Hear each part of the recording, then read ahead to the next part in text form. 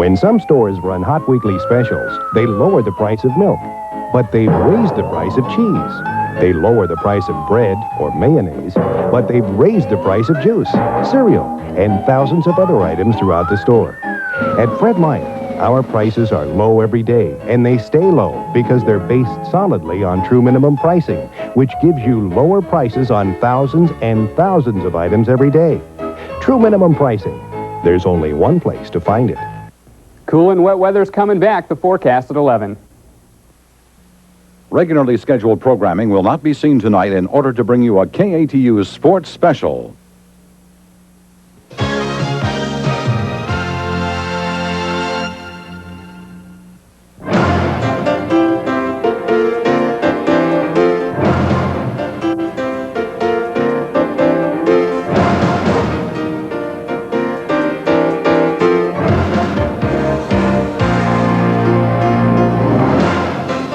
KATU Channel 2 Sports presents the 1988 Cascade Run Off, Portland's premier 15-kilometer road race.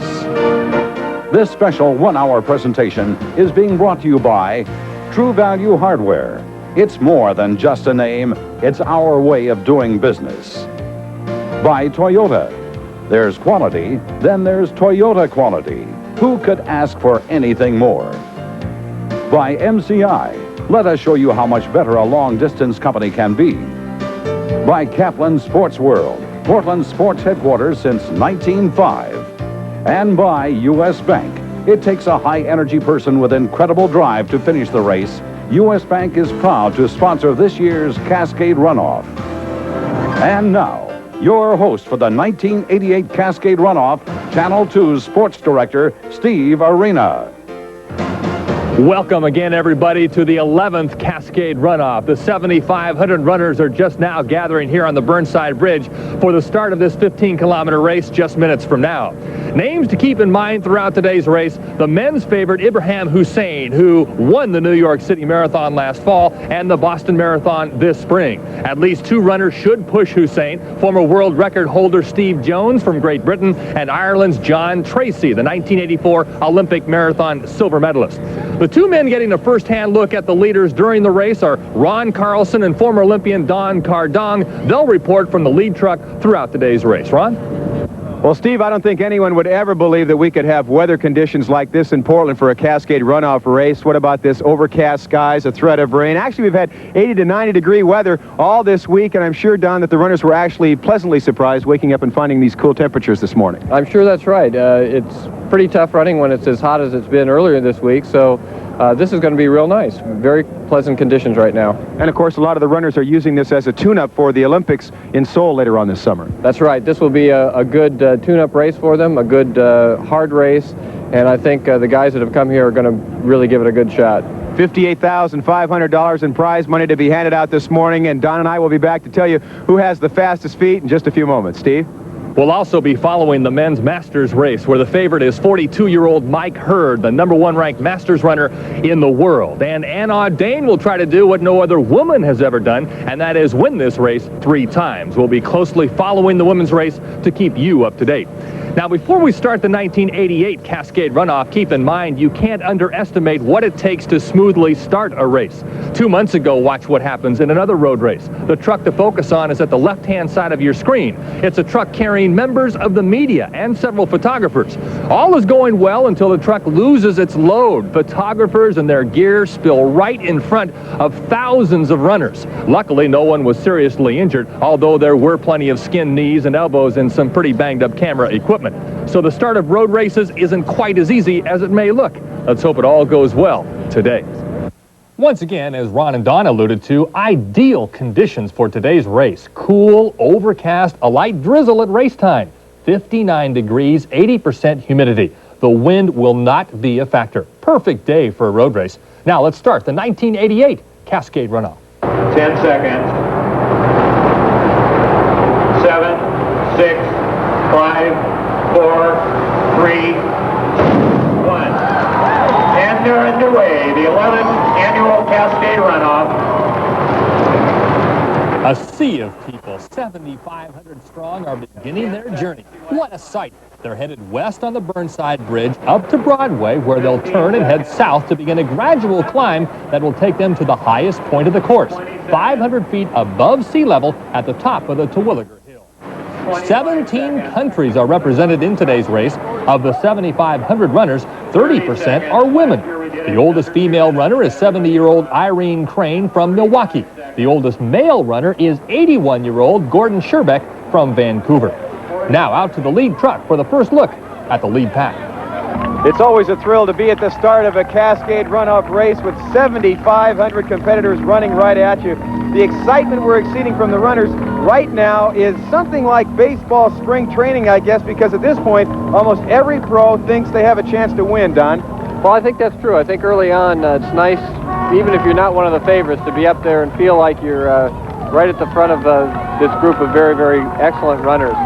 And one of the things they want to make sure of, too, is that they get out quickly so that they avoid any of those problems like we saw earlier where that end of the press truck fell off. Things like that don't usually happen, but there's a lot of pushing and shoving, and people just want to get out there and feel good and smooth. We're off to a good, safe start on our one-way 15K journey through Portland for the 11th Cascade Runoff. All right, we are underway. We'll be back with more of the Cascade Runoff after a quick timeout. Attention Oregon runners, sprint down to Kaplan Sports World for Cascade Runoff specials. For the serious runner, we have the Brooks Chariot KW for just $42.75. Get the Brooks Nexus for men and the Persuasion for women, your choice only $37.75. New for summer '88, especially for high mileage runners, get the Brooks Argent for just $59.95. You can also get any Brooks court shoes or basketball shoes for only $39.95. Kaplan Sports World, proud television sponsor of the 1988 Cascade Runoff, downtown Portland, 4th and Morrison.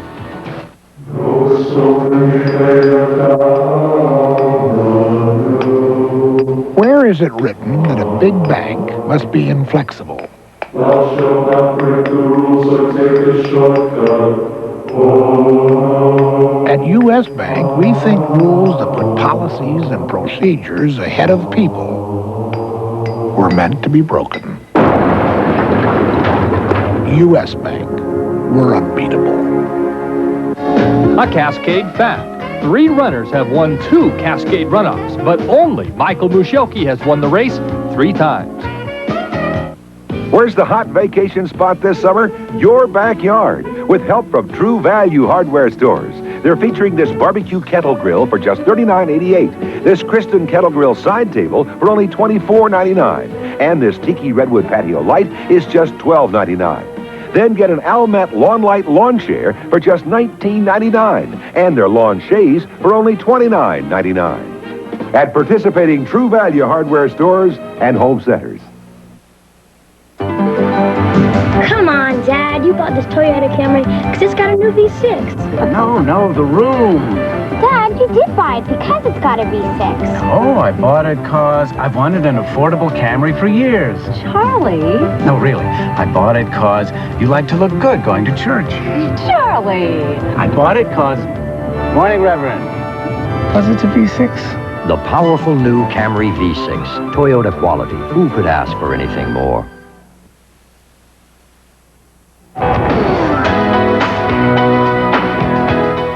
Back at the runoff, where the large mass of runners is still tackling the Burnside Bridge, but the front of the pack is about to change directions. Let's switch to Ron and Don in the truck. Our first turn on the course from Burnside onto Broadway. We haven't run a mile yet, but Don, I think one interesting point is that in talking with Olympic marathon silver medalist John Tracy, he says he can tell sometimes within the very first mile whether he's going to have what it takes to win. That's fascinating to me. Yeah, I think early on, if you feel good and smooth, and I think John right now is running back in that pack, if you feel good, that's a good sign that it's going to be the right day. On the other hand, sometimes you're back there and you're even struggling early on, or it just doesn't feel like it's clicking. You can kind of tell. Right now, Tracy is among the front runners as we near the 1 mile mark. It's still early. You see the lead runners jockeying for position. Nobody really willing to take command at this point. When you talk to John Tracy, he says early race is crucial for the simple reason you don't know how you feel until you actually start running. Tracy says you can't tackle strategy until you're running the race firsthand.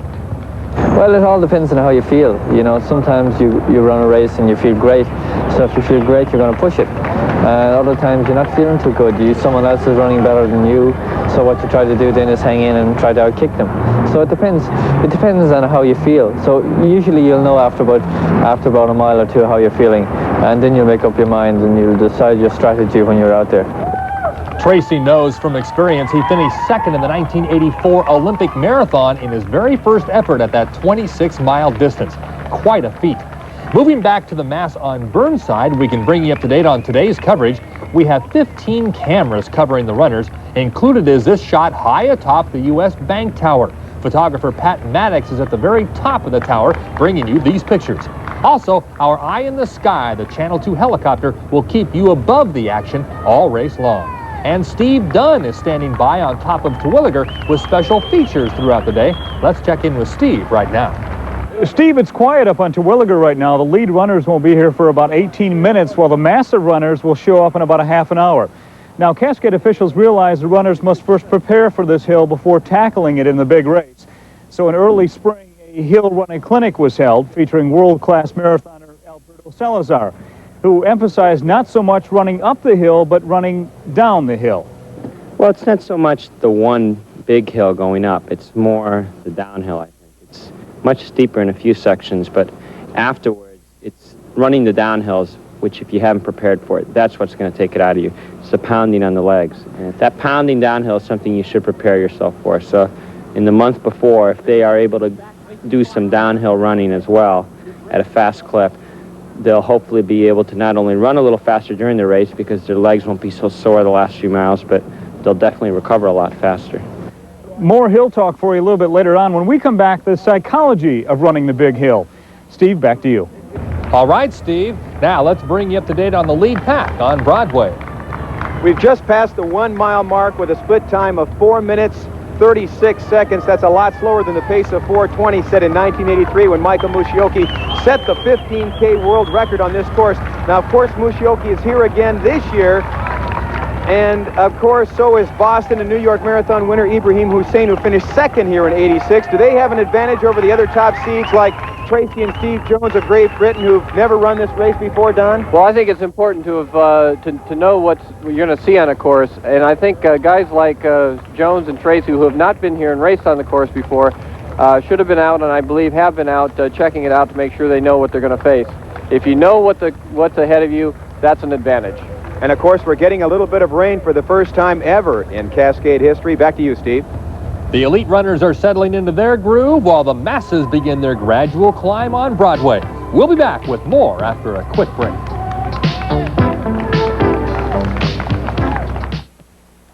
AT&T called this morning. They wanted to know why we switched to MCI. So I told them MCI showed me how with Prism Plus we could consolidate all our Watts lines on our regular business lines. Something they never did for me. Of course, then they claimed they could do the same thing. I said, then why didn't you tell me that a year ago? End of phone call. Until you call, you'll never know how much better a long-distance company can be. MCI. Let us show you. A Cascade fact. 31 different countries have been represented at the Cascade Run Off in the last 10 years. And behind door number 2, there is $50,000. You too could win $50,000 by playing Oregon Lottery's television game show, The Money Game. Scratch off 3 TV symbols in Oregon Lottery's instant game, The Money Game, and you'll spend a fabulous night at the Portland Marriott Hotel. You're guaranteed to win cash. You could also win a new car or the grand prize of $50,000. The Money Game from your Oregon Lottery. Certainly it's fun to be here on Win, Lose, or Draw. It's free-for-all fun and a guaranteed good time for all. Anything goes. See who's picture perfect. And who's out of their tree. Monkey? That is not a monkey. Join Annie Potts, Betty White, Burt Reynolds, Dom DeLuise, and Bert Convy. Why don't you two change places and see if I know who's who? Bert! Win, lose, or draw. Weeknights at 7 on KATU Channel 2.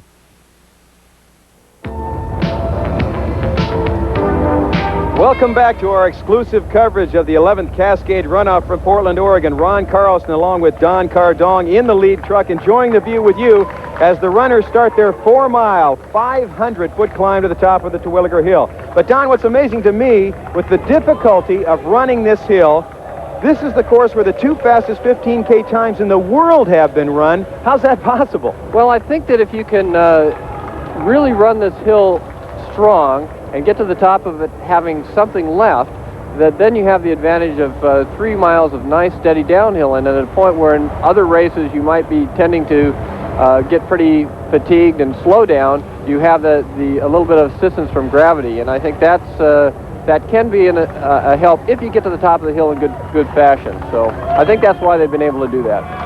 At the moment, number 3 in the middle of your screen, Ibrahim Hussein, one of the favorites, is leading 7,499 other runners on a hill climb. Steve? All right, Ron. The women's race is starting to take shape. Here's our first look at the lead woman. Ann Audane is starting to establish herself towards the top of Broadway.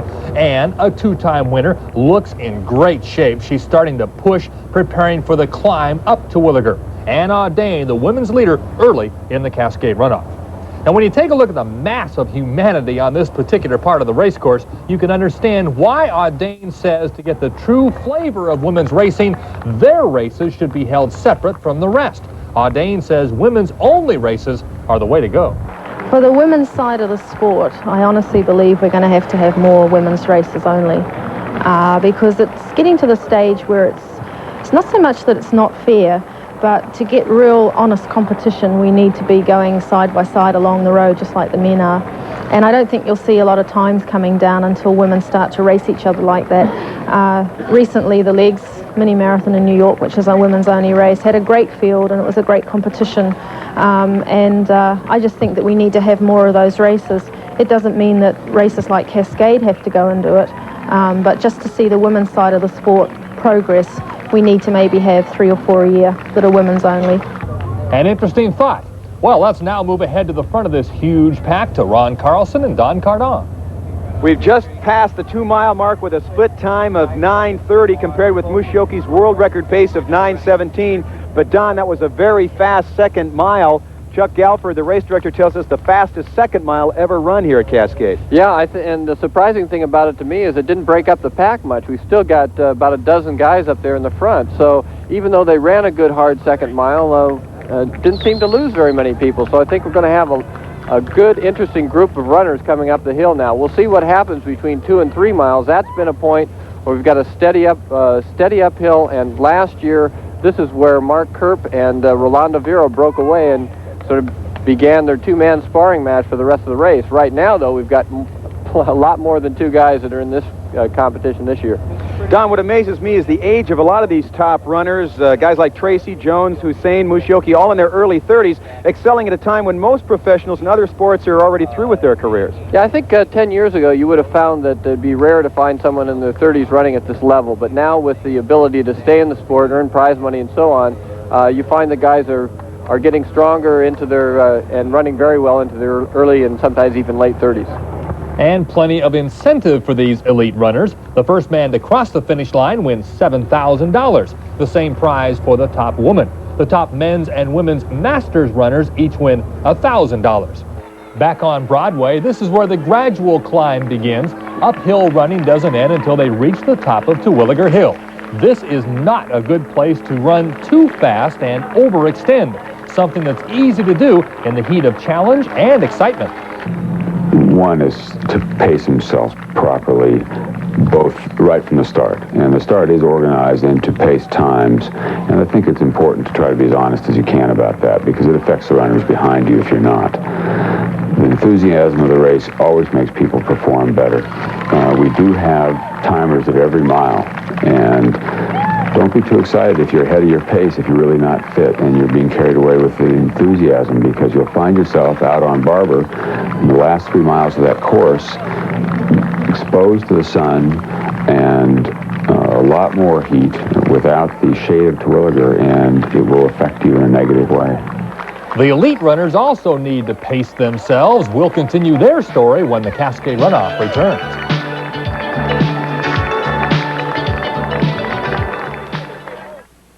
Attention Oregon runners, sprint down to Kaplan Sports World for Cascade Run Off specials. For the serious runner, we have the Brooks Chariot KW for just $42.75. Get the Brooks Nexus for men and the Persuasion for women, your choice only $37.75. New for summer '88, especially for high mileage runners, get the Brooks Argent for just $59.95. You can also get any Brooks court shoes or basketball shoes for only $39.95.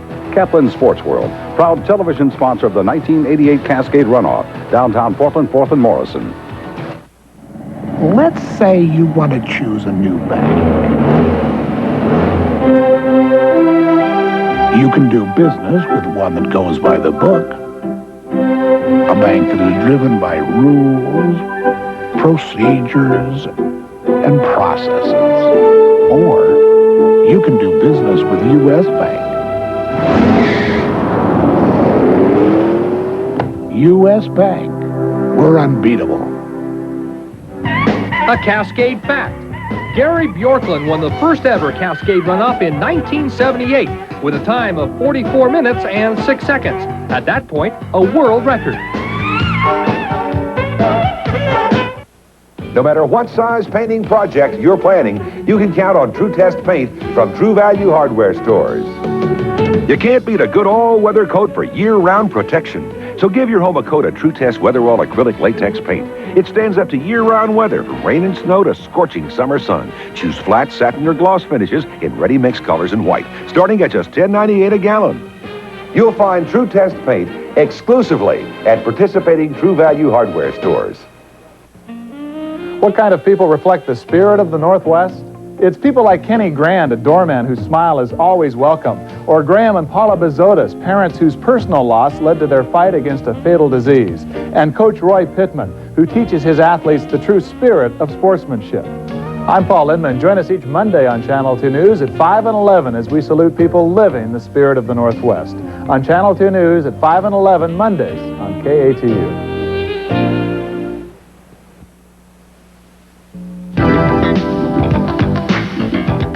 Things are beginning to take shape at this year's Cascade Run Off. Out to the story at the head of the pack with Ron and Don. Well, we are starting up the most famous part of the Cascade Run Off course now, the Terwilliger Hill. It's steep, it's difficult, and yet we've got 9 guys hanging right in there, Don. All 3 of the favorites, John Tracy on the right side. On the left side is J.P. Diazinga, who's been leading up the hill. And then just to the right is Ibrahim Hussein. And Steve Jones behind him. We've also got Steve Spence in there. At the back of that pack is Mark Kerp, who led at this section last year, and he's looking real strong, so it's getting real interesting. Don, what's amazing to me is some runners have actually admitted to us that this is the part of the course they look forward to. Is that just because the pack starts to dwindle down a little bit here? Well, I think they maybe psych themselves up for this part of the course, knowing that if they hit it real hard, that they can work it to their advantage and drop some people off. So I think maybe that's why they maybe look forward to it. I personally have never looked forward to a hill, but some people can use it to advantage. Well, you're enjoying it now because we're getting a good ride in the truck. But Ibrahim Hussein is probably one of the most experienced runners on this hill. And if you can believe it, he's also one of those guys who thinks running up a steep hill is fun. You know, going to Olympics, it's very important not to get hurt. And the place to get hurt mostly is running downhill. So, you know, I want to be very careful. I want to run very well going up the hill and then be careful going downhill. Much more from the lead pack in just a minute. Right now, up to Steve Dunn at the chart house on top of Terwilliger. Stephen, waiting for the runners to reach the top of the hill, you got to wonder what's going through their minds, especially the casual runners, and that's where Dr. Kay Porter comes into the picture. Now, Porter is co-author of the book called The Mental Athlete, which focuses on psychological training for races like this one. She emphasizes positive thinking and mental training when it comes to conquering Terwilliger. What I will be doing, you know, is staying in the moment, in my feelings, in my form, noticing my breathing, focusing on how my body feels, and maybe picking out somebody in front of me that I want to, you know, move past or whatever. That's a nice, engaging kind of mental thing you can do, is sort of pick off the competition. Then when you do get to the hill, tell yourself, okay, I'm really well prepared for this. I'm physically strong, and I'm just going to enjoy this, you know, and I'm just going to take give myself what it takes to get up there and feel good. Now, Porter normally runs marathons, but she is here today, and chances are she's deep in thought, preparing for the struggle to the top of Terwilliger. Steve, back to you. All right, Steve, thank you. Now, quickly to the lead pack to bring you up to date on the front runners. Well, with the belly dancers encouraging them on, we've just gone by the 3-mile mark in a split time of 14:30 compared with Mushioki's record pace of 14:13 set in 1983. Now, Don, we were told to watch for the guys like Tracy and Jones and Hussein to start breaking up the field with their strong hill running abilities at this point, but looks like a lot of guys are right in there with them. Yeah, right now we've got on the left side there is John Tracy, and next on the right side is Garrick Vernmo, the winner of the Houston Tenneco Marathon this year, and he was 9th here a couple of years ago, running really well today. I think this is, he's looking fitter than he ever has, and then in the middle is Steve Spence, who won the Jacksonville River Run earlier this year, and he's running very well. And on the right side of the screen is Mark Kerp, who once again at this point last year was leading along with Rolando Vera. So we've got and then behind them we have Hussein and Gabriel Kamau, Steve Jones, and JP Dyzingas. So actually, I'm sorry, it looks like Hussein has dropped off this pack. I think that's an interesting point, Don, is that Hussein has dropped way back right now, and it's almost too early to say that he's out of it, but I'm sure that's not where he wants to be. I don't think he would be there on purpose, so I think he's having a little problem at this point. Well, we're a third of the way home right now with Vernmo leading the pack. Now our first look at the Masters leader. There he is, Mike Hurd with the early lead. At 42, Hurd is considered the top men's Masters runner in the world. He wants to win today's Cascade in the worst way. This is really the only major event he hasn't won. Hurd has been shut out at Cascade, last year losing to Chris McCubbins. And I wasn't really with it last year, and Chris McCubbins, who's an excellent runner, got away very early, and my legs were really dead, and I really was happy with the second position, but having finished third the first year, second last year, I hope this year I can come in first. Mike Hurd, the Masters leader, on to Terwilliger. And the lead woman isn't far behind. Ann Audain is starting her climb up to Terwilliger. She's leading the women's field.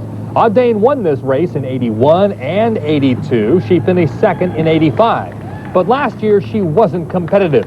Ann was suffering from a foot problem, but she has recovered and she's looking strong. Audain is an Olympian this year, competing for New Zealand in the first 10,000 meters race in Olympic history. Ann Audain, the early women's leader at Cascade. Back to the masses on Broadway. Their journey on this street is nearly over. Next up, the dreaded Terwilliger Hill. It's imperative the casual runner doesn't underestimate the gradual climb on Broadway. This stretch of the course can tear you apart if you overlook it prior to the big hill. How you run Terwilliger a lot of the times depends on how you set yourself up on Broadway. Now let's switch to the lead truck. Well, the lungs and legs are feeling a little heavier, the air a little lighter, and the hill is starting to separate those who have it from those who don't. And right now, two of the ones who seem to have it, Don, are Tracy and Cavernmo right there at the front of the pack. They're looking real good and strong. This is a little bit of a downhill. We've just crested the first of that Terwilliger Hill, and so they get a little breather there, and everybody grouped back up. All 8 of those guys, Ibrahim Hussein has dropped significantly back now, so he appears that this is not going to be a good day for him. But the rest of these guys are all in there and heading up now another section of Terwilliger, and it's starting to get a little tough again. A lot of these runners, as we said earlier, are using this race as a final tune-up before the Olympics, and right now the tune seems to be going Tracy and Cavernmo's way. While the competitors keep running, we'll take a quick rest from our coverage. We'll be right back for more of the 1988 Cascade Run Off.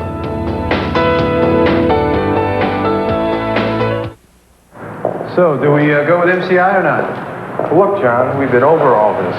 I'll admit I like the billing ideas. I like how they can tie all of our locations together, but I just can't believe the quality's as good as what we have. That's why I had them install some lines. Yeah? Including one on your phone. You mean all the calls I've been making have been... That's right. Touché. Until you call, you'll never know how much better a long-distance company can be. MCI. Let us show you. If you could have a truck that'll make you wonder how you ever got along without it. Toyota Standard Bed. The one that sets the standard for compact trucks with the biggest standard payload in its class. And the solid value that makes Toyota #1 in import truck sales. Don't compromise. Don't settle for less than Toyota quality. Now who's looking out for #1? Toyota.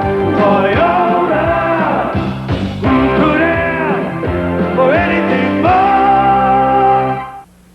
A Cascade fact. Of the 20 Cascade Run Off champions, 11 have been named Roadrunners of the Year.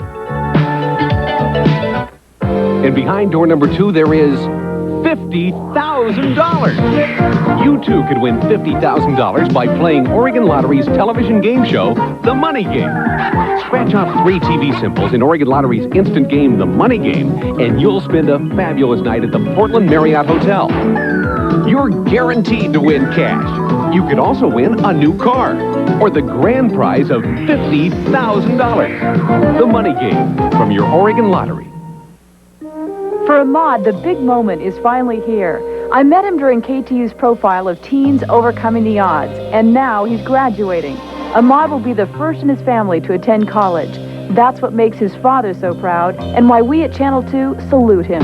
The spirit of the Northwest, it's alive on Channel 2. Celebrate the spirit of the Northwest on KATU.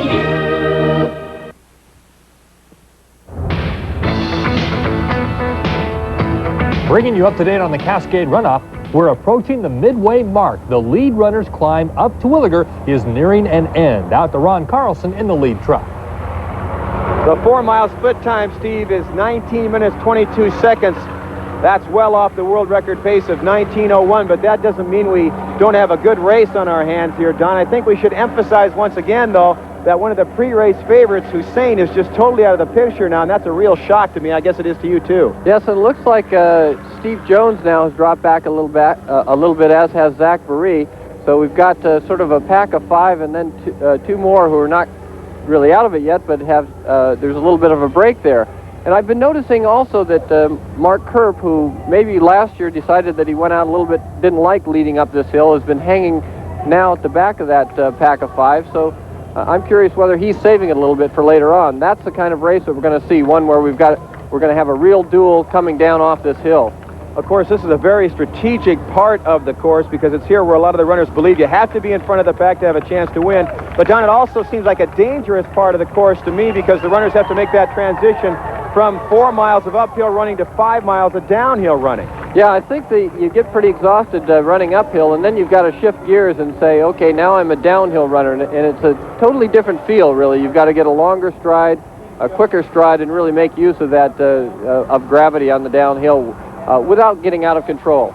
Well, it's all downhill from here, but there's still a great uphill battle for first place at the 1988 Cascade Run Off. Interesting development now in the Masters race. Ken French and Bob Schlau are running second and third. Let's pan the camera up the hill to see the leader, Mike Hurd, who's not far in front at all. Hurd being challenged at this point, but it's still clear sailing for Ann Audain. She's starting to build a substantial lead over Kim Rosenquist-Jones and Lisa Weidenbach. The women runners now on the heart of the uphill climb on Terwilliger. For Audain, stopping off in Portland brings back memorable moments. Her win in 1981 put her into the international limelight for upsetting Allison Rowe and Patty Catalano, and for the first time ever, accepting over-the-table prize money for her effort.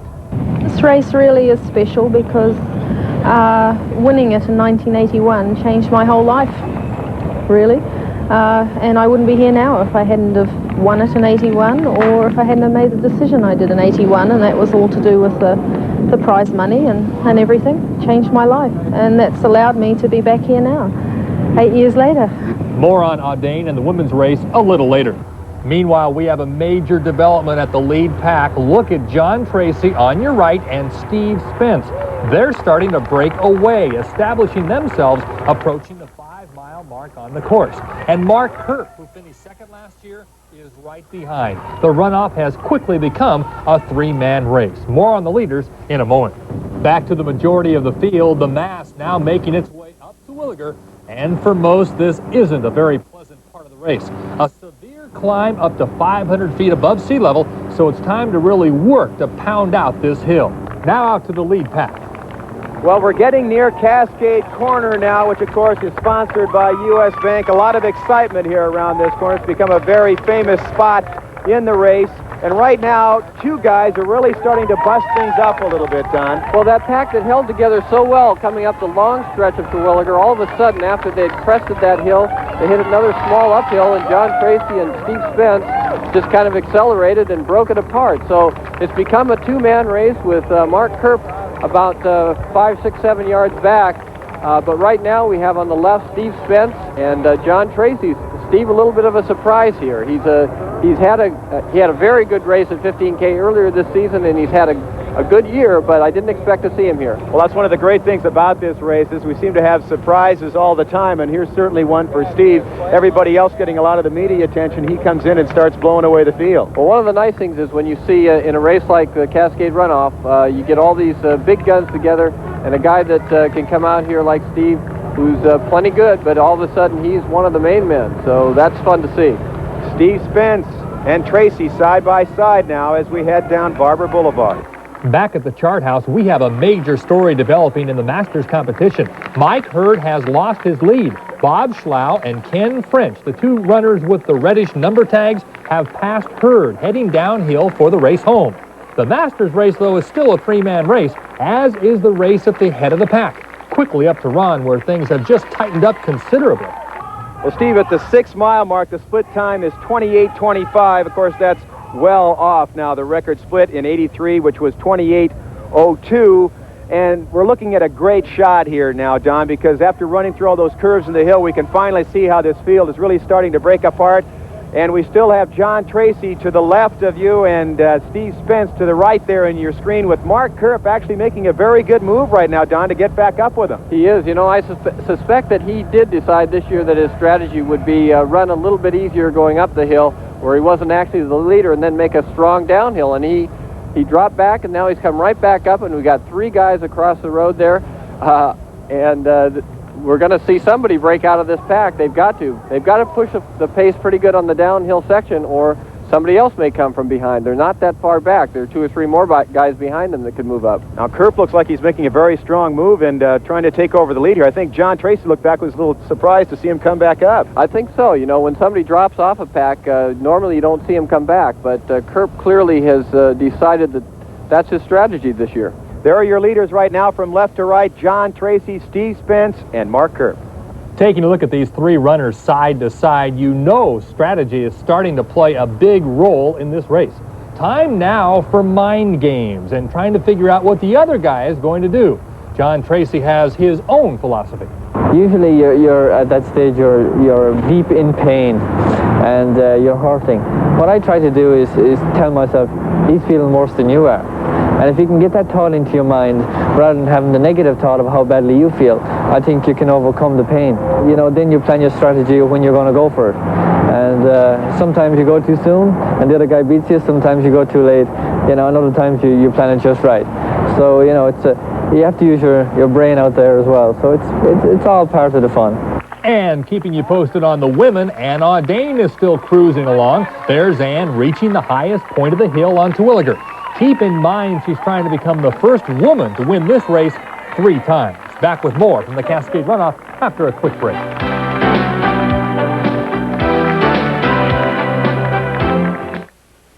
Attention Oregon runners, sprint down to Kaplan Sports World for Cascade Run Off specials. For the serious runner, we have the Brooks Chariot KW for just $42.75. Get the Brooks Nexus for men and the Persuasion for women, your choice only $37.75. New for summer '88, especially for high mileage runners, get the Brooks Argent for just $59.95. You can also get any Brooks court shoes or basketball shoes for only $39.95. Kaplan Sports World, proud television sponsor of the 1988 Cascade Run Off, downtown Portland, 4th and Morrison.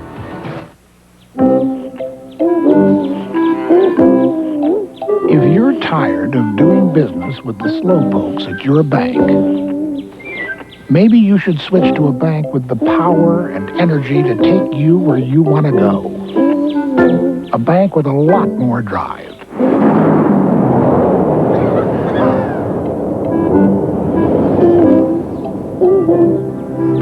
U.S. Bank. We're unbeatable. A Cascade back. Although seeming nearly flat, the 1.5-mile jaunt up Broadway is a climb of some 150 feet. The runner then faces a climb of 300 feet in the 2.5-mile stretch up to Terwilliger Boulevard. It's time to visit one of the world's great garden spots. The Lawn and Garden Department at your local True Value hardware store. Where this Home Light dual line gas trimmer is just $79.88. It handles big jobs and goes anywhere. And Green Thumb cordless electric grass shears are just $24.88 with a recharger. Then get this Black & Decker electric hedge trimmer. It cuts in either direction, and it's just $36.99. At participating True Value hardware stores and home centers.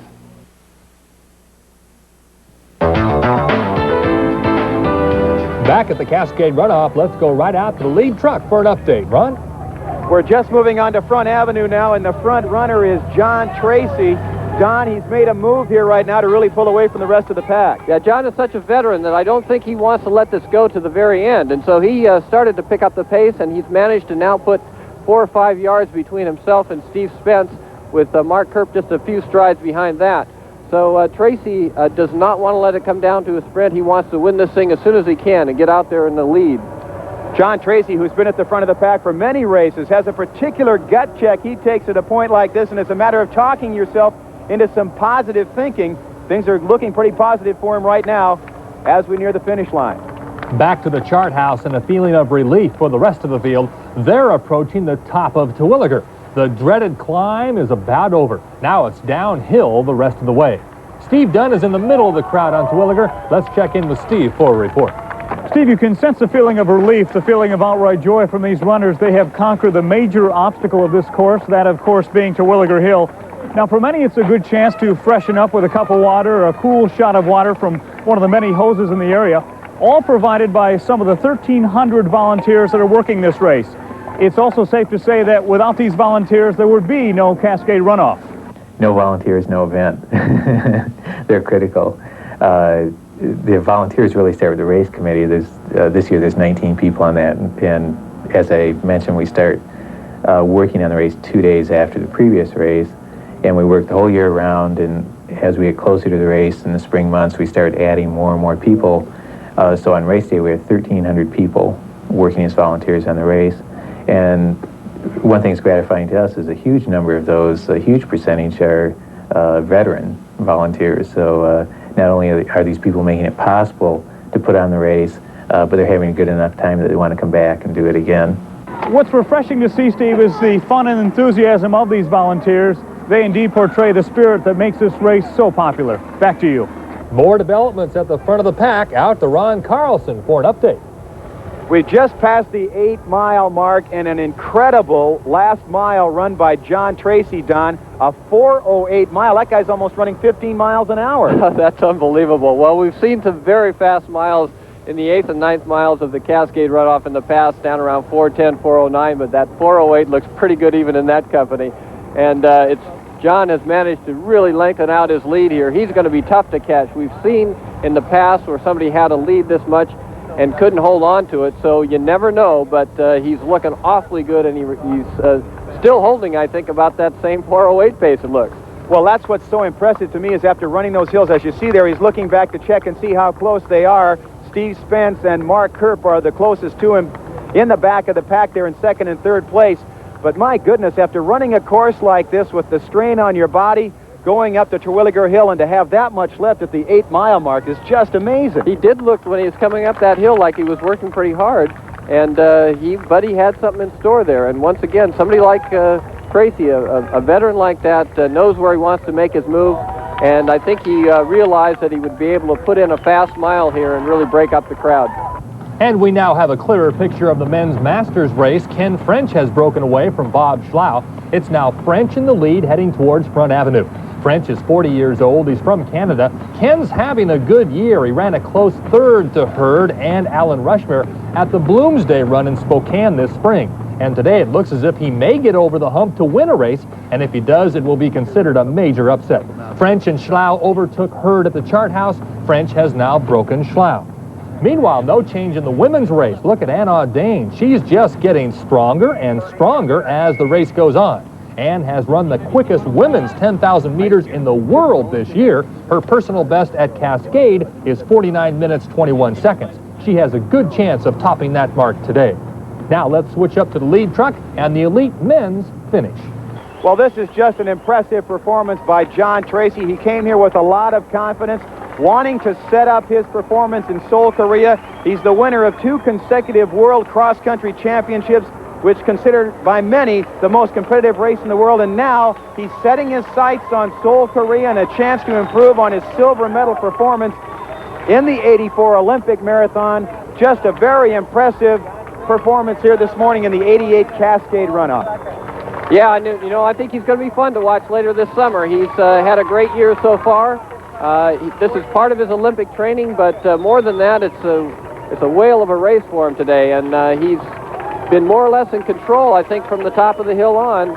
He knew where he wanted to make his move. He made a good, strong 4:08 mile there and broke the whole field apart, and from then on, it's just been keeping the steam on. He looks great coming in here to the finish of the Cascade Run Off. And of course, here's the point where you're in a lot of pain. It's no fun running at a pace like this, but the encouragement that you get from the 100,000 people that often line this course has got to make it pretty sweet for you, Don. It's wonderful to come in here, know you've run a good, tough race. You've used a strategy and had it work just the way you wanted it to, and now you're coming down the home stretch, getting that applause. It really helps. Feels real good. What a tremendous sight, what a tremendous moment for John Tracy of Ireland. His first time ever running the Cascade Run Off, and he's going to be this year's winner. John Tracy, the winner of the 1988 Cascade Run Off. Ireland's John Tracy finishes in 42 minutes, 46 seconds, third fastest time in Cascade history. Mark Kerp is next, 15 seconds behind. Steve Spence finishes third. A word now from the winner. Well, the last mile was tough. I was beginning to feel it then, and I kept pushing it, and I kept looking behind just to make sure I had a safe distance. But with a mile to go, I knew I was going to get there, but I couldn't wait to cross that line. So the luck of the Irish was right there today. A little bit of an Irish day here in Portland, but I suppose when you look around, you see the green fields and the hills. I suppose that's as closest to Ireland as you can get. Much more to come. Ken French is still leading the Masters competition. He's on his way home. And Ann Audain is in good shape to win the women's race. Back with their finishes next.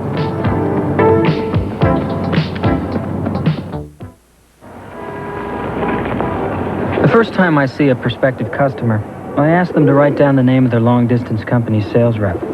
Most of them can't. Then they realize they've never met one.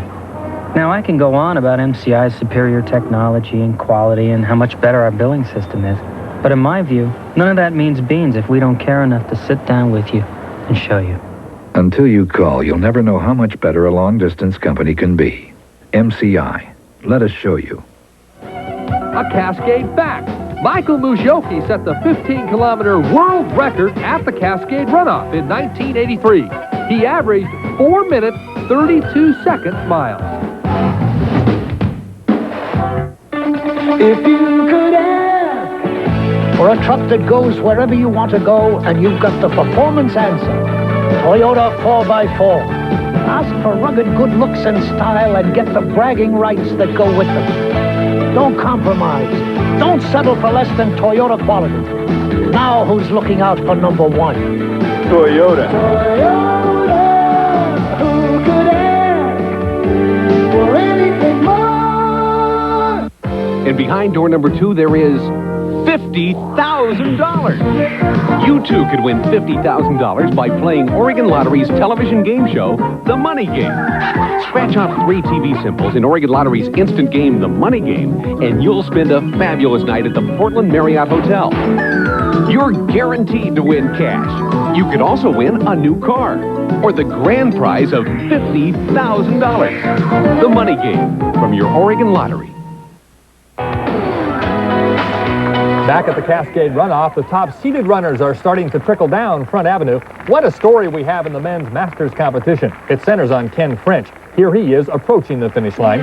French was seated third behind Mike Hurd and Alan Rushmer, but here he is ready to win his first Cascade Run Off, and what a surprise this is. He was behind on Terwilliger, but overtook Hurd at the top of the hill, and then Bob Schlau coming off the hill to coast home in a time of 46 minutes, 48 seconds. Some 26 seconds ahead of his closest competition, Bob Schlau. Here's your Masters winner, Ken French. I did have to have a little talk with myself before the race because I have a bad habit of going out too fast and getting into trouble later in the race. And boy, if you did that on this course, you'd really be in trouble. Have rigor more to set in about the 3-mile mark with 2 miles of hills yet to go, you'd be hurting badly. So I did start out a little slower this time than I have in times past, and it paid off. Looking up Front Avenue, we can see the lead woman, and it's still Anna Dane. She has controlled her race from the outset. Nice to see Ann back to top form again. Last year she finished well back, but this year she has regained her dominance at the Cascade Run Off. Dane has left her competition behind. She has basically run this race all by herself, and she's excited, isn't she? Here comes Dane. She'll become the first woman to win the Cascade Run Off 3 times. Her time, a personal best on this course of just over 49 minutes. The 3rd fastest time in the history of the women's race at Cascade. Oh, I wanted it real bad. Right from the go, right from the start. I just wanted to win this one. It's my last race until the Olympics. I wanted to finish off with a real good run. You know, it gives you confidence, and you know, don't really want to go into Olympic build-up without a good race behind you. So I've had a really good first half of the year, and I'm really happy, so we'll take it. I think it just came down to the fact that I really wanted to win, and just ran as hard as I could to do that. Didn't pay any attention this time, just ran hard. Dane blew away her competition. This is Lisa Weidenbach finishing second, some 51 seconds behind this year's women's champion. Recapping now the men's and women's finishers. John Tracy captured the men's title in 42 minutes, 46 seconds. He wins the $7,000 first place check. Mark Kerp finished second, 15 seconds behind Tracy. Kerp wins $5,000. Steve Spence, Ger Verno, and Steve Jones round out the top 5. Ken French, Bob Schlau, and Mike Hurd finished 1, 2, 3 in the Masters competition.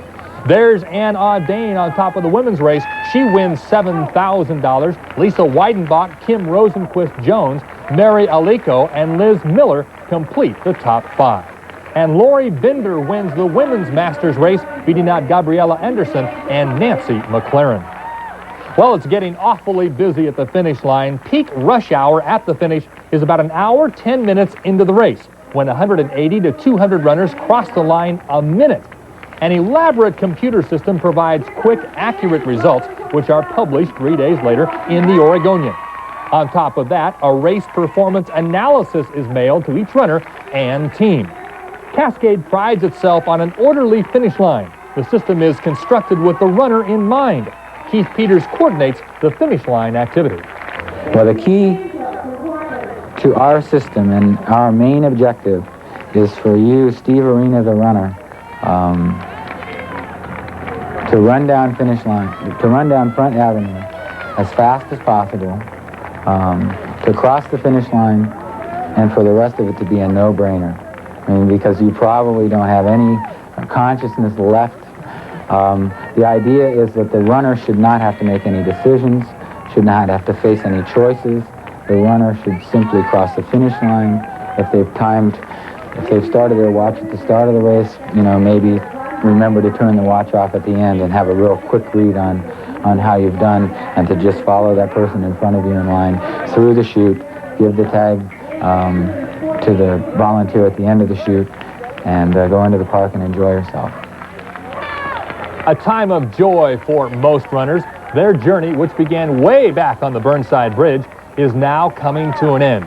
The finish of a 15-kilometer, 9.3-mile race that took them through and up the streets of Portland.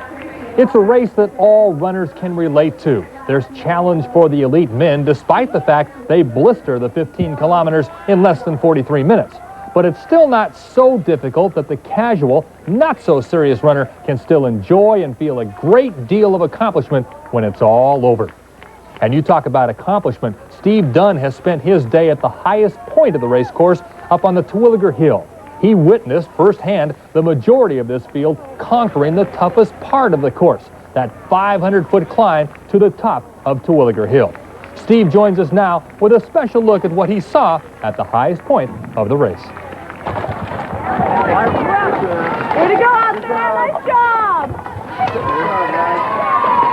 Here's some water. Let's go! Thank you. You're welcome. For the 1,300 volunteers that work the Cascade Run Off every year, handing out cups of water is just part of it. Serving up emotional support is most of it.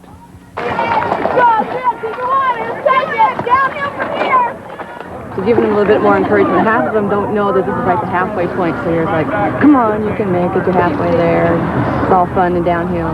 Terwilliger Hill, where runners either make it or break it, where a volunteer extending a cup of water is as welcome a sight as the finish line. Thank you. It is the competition, the spirit, and they're able to help people out here serve water when they really need it the most.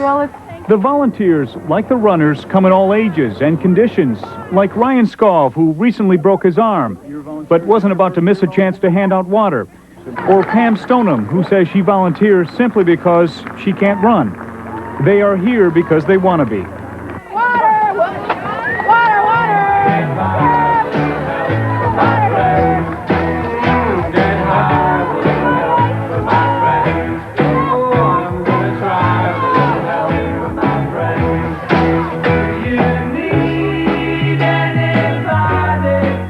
When the runners have passed, their biggest obstacle is behind them. But for the volunteers, it lies ahead. The cups that now dot the road need picking up. There are no medals or honors, just the feeling they've done something good. A feeling that will endure until next year's race. Reporting for the Cascade Runoff, I'm Steve Dunn.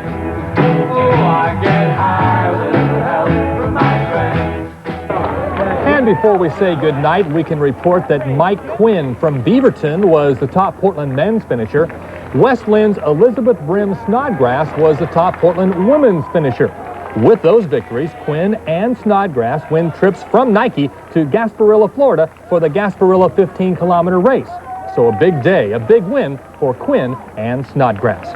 Also, the oldest man to finish the race was Vancouver's Gordon Sherbeck. He ran the 9.3-mile course in an hour, 44 minutes, and 59 seconds. Not bad at all. Sherbeck is 80 years old. Josephine Hess was the oldest woman to finish. She crossed the line in an hour, 28 minutes, and 22 seconds. Josephine ran this year's Cascade Runoff at 70 years of age. And that concludes this year's event. Congratulations to the winners, John Tracy, Ken French, Anna Dane, and Lori Binder. But most of all, a big congratulations to the 7,500 runners, the 1,300 volunteers, and all those who had a hand in the 11th Cascade Runoff. And a special thanks to our television crew. Hats off for a job well done. That's it for the 1988 Cascade Runoff. For Ron Carlson, Don Cardong, Steve Dunn, and all of us here at Channel 2, I'm Steve Arena. Thanks for watching. Have a good night. 4, 3, 1. And there is the way. The 11th annual Cascade Runoff.